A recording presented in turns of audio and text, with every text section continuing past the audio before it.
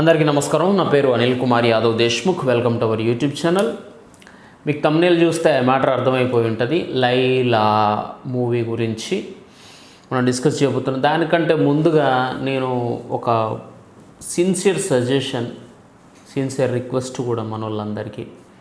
నేను ఇప్పటిదాకా ఒక్కసారి కూడా నా ఛానల్ సబ్స్క్రైబ్ అవ్వండి, బెల్ బటన్ నొక్కండి అని చెప్పింది లేదనుకుంటా. But for the first time నేను ఇప్పుడు అడగబోతున్నాను. ఎందుకంటే దొంగలు పడ్డ 6 నెలలకి కుక్కలు మురిగినాయి అంటే ఏందో అనుకున్నా, కానీ నిజానికి కూడా నా ఛానల్ చాలా స్లోగా వెళ్తూ ఉంది. అంటే నేను ఈరోజు వీడియో అప్లోడ్ చేస్తే రేపు ఈ టైంకి 24 గంటల తర్వాత జనాలకు చూపెడతా ఉంది. మరి అదేందో ఛానల్కి ఏమైందో నాకు అర్థం కావట్లా. కాబట్టి నేను ఏదైనా మాట్లాడినప్పుడు మీకు వెంటనే నోటిఫికేషన్ వచ్చేలాగా సబ్స్క్రైబ్ బటన్ని నొక్కి పెట్టండి దయచేసి. కింద ఉన్న బెల్ బటన్ని నొక్కి నోటిఫికేషన్ ఆన్లో పెట్టుకోండి. దీనివల్ల నేను చేసే ప్రతి పనికిమాలిన వీడియో మీ దాకా రావాలని నా ఉద్దేశం కాదు, కానీ మీకు అవసరమయ్యే వీడియోనైనా మీరు సరైన సమయంలో చూడాలి అనేది నా ముఖ్య ఉద్దేశం. ఎందుకంటే ఎవరైనా ఏ విషయాన్నైనా తెలుసుకోవడం కోసం, తెలియని విషయాన్ని చూడడం కోసమే కదా వీడియోలు చూసేది, యూట్యూబ్ ఇలాంటివి. కాబట్టి మీరు ఆన్లో పెట్టుకుంటే కనుక వెంటనే మీకు రీచ్ అవుతుంది, మీరు ఇన్ఫర్మేషన్ తెలుసుకోవడానికి అవకాశం ఉంటుంది. సో అందరు నొక్కి సబ్స్క్రైబ్ చేశారని నేను అనుకుంటున్నా.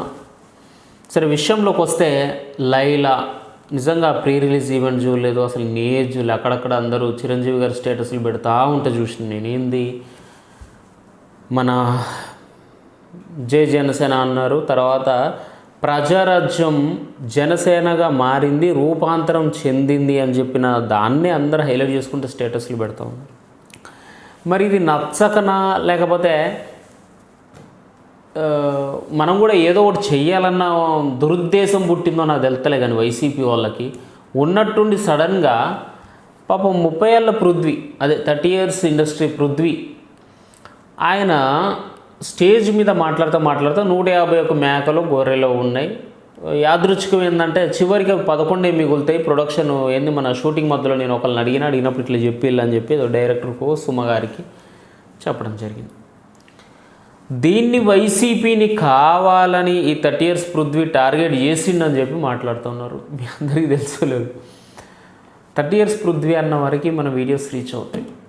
అంటే నాకు కూడా ఎప్పుడు తెలిసిందంటే పిఠాపురంలో ప్రచారం చేసేటప్పుడు ఆ 30 ఏళ్ళ పృథ్వీ అన్న నన్ను, తమ్ముడు నీకు పెద్ద ఫ్యాన్, నేను నీ వీడియోలు నేను చూస్తా అని ఇట్లా హక్ చేసుకున్నాను నన్ను. ఆయన ఆ స్పీచ్ స్టేజ్ మీద అన్నాడు అనుకుందాం, ఏదో 11 మేకలు 150 మేకలు ఏదో గొర్రెలు ఉన్నాయి, లాస్ట్కి ఇంత వచ్చిందని చెప్పి ఏదో చెప్పిండు. దాన్ని తీసుకొని బాయ్కట్ లైలా అనే సినిమా అని చెప్పి ఏదో ట్విట్టర్లో ట్రెండ్ చేస్తూ ఉన్నారని చెప్పి పాపం విశ్వక్సేన్ వచ్చి మాట్లాడుతూ ఉన్నాడు, బాధపడుతూ ఉన్నాడు, ఆవేదన పడుతూ ఉన్నాడు.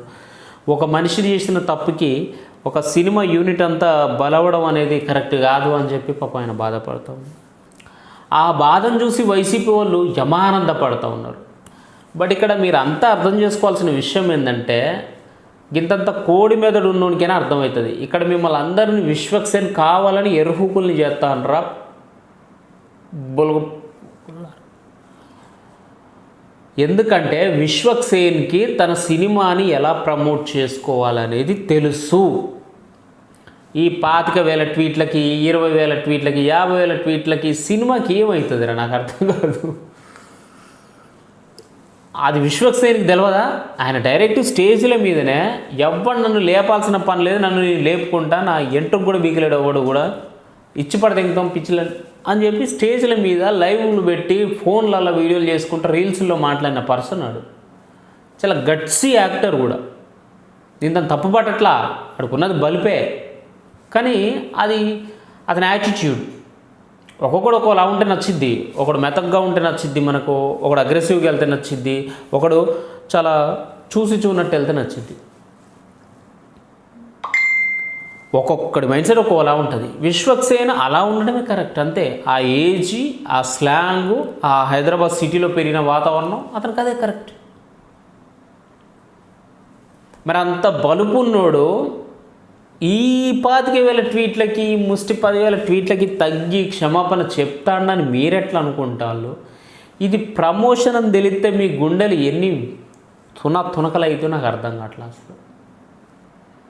నేను చెప్తానా కొద్దో గొప్ప నాలాగా కోడి బ్రెయిన్ ఉన్న ఏ ఒక్కడికైనా అర్థమైపోద్ది. కనీసం కోడి బ్రెయిన్, మనిషి అంత అవసరం లేదు, హ్యూమన్కి అంత అవసరం లేదు, కనీసం కోడి అంతున్నా సరిపోతుంది. విశ్వక్సేన్ కావాలని తన సినిమాకి కావాల్సినంత పబ్లిసిటీని పెంచుకుంటా ఉన్నాడు, అందుకే ప్రెస్ మీట్ పెట్టిండు. అతను రిగ్రెట్గా ఫీల్ అయ్యేది లేదు, పృథ్వీతోటి క్షమాపణ చెప్పేయడం లేదు. చాలామంది అంటూ ఉన్నారు ఇప్పటికైనా మించిపోయింది ఏం లేదు, నువ్వు సారీ అంటాను, నువ్వు మెతగ్గా మాట్లాడుతున్నావు ఓకే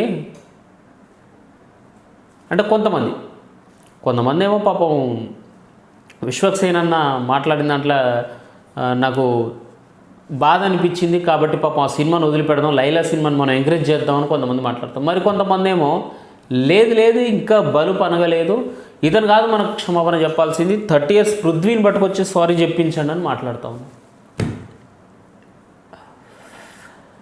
ఇప్పుడు నేను చెప్తాను ఓపెన్గా, 30 years పృథ్వీ క్షమాపణ కానీ సారీ కానీ చెప్పడు, ఏం బీక్తారో పిక్కోడు. అరే ఒక సినిమాకి ఒక పాజిటివ్ టాక్ వస్తే దాన్ని ఆపడం ఒక సీఎం కాదు కదా, ఒక పిఎం వల్ల కూడా అవ్వదు. అర్థమవుతుందా? ఒక సినిమా కంటెంట్ నచ్చితే దాన్ని ఎవ్వడు ఏమి బీకలేదు. లైవ్ ఎగ్జాంపుల్ పీకే మూవీ చూసుకోండి మీరు. పీకే అంటే పవన్ కళ్యాణ్ కాదురా, అమీర్ ఖాన్ నటించిన పీకే మూవీ.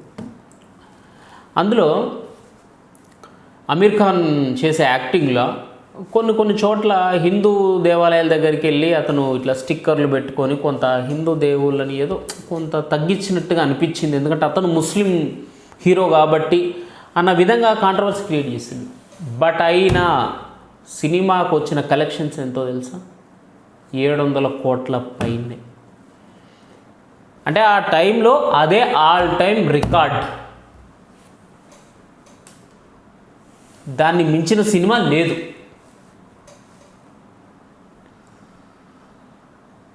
తర్వాత ఇంకే సినిమాని వీళ్ళు బ్యాన్ చేస్తామని చెప్పి బంపర్ హిట్ చేశారు.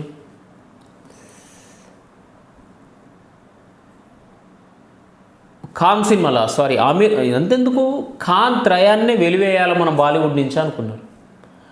మళ్ళీ బాలీవుడ్కి పూర్వ వైభవం పట్టుకొచ్చేది ఎవడరా? షారుఖ్ ఖాన్. టాలెంట్ని ఎవ్వడు తొక్కేయలేడు. సినిమాకి పాజిటివ్ టాక్ వస్తే చాలు. అర్జున్ రెడ్డి మూవీ ఉంది, దాన్ని బ్యాన్ చేయాలన్నారు. సందీప్ రెడ్డి వంగ వానికి ఉన్న ఆ కాన్ఫిడెన్స్కి ఆడవాళ్ళకు మెంటల్ ఎక్కిపోయింది. బోల్డ్ అని మాటలు అన్నారు. ఏం ఊడింది, ఏం ఊడలా. ఈరోజు అసలు వాడిని టచ్ చేయని రేంజ్కి వెళ్ళిపోయాడు.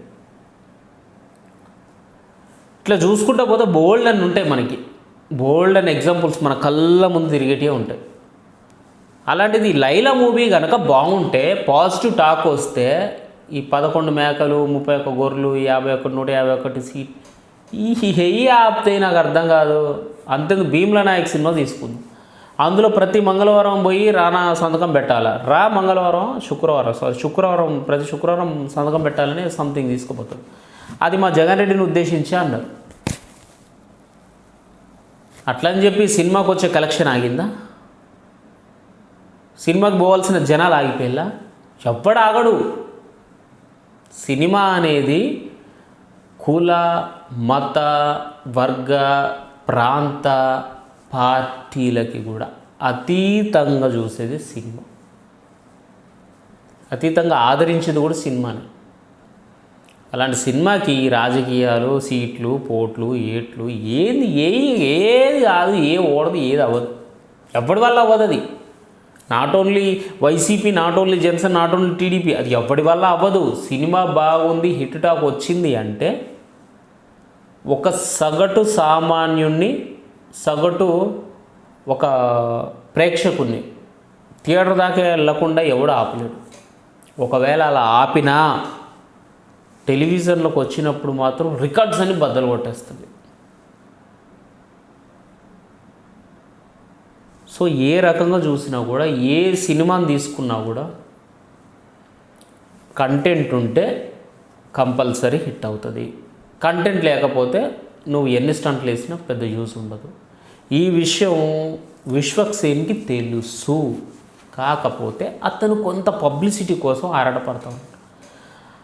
అది చూసి మీరు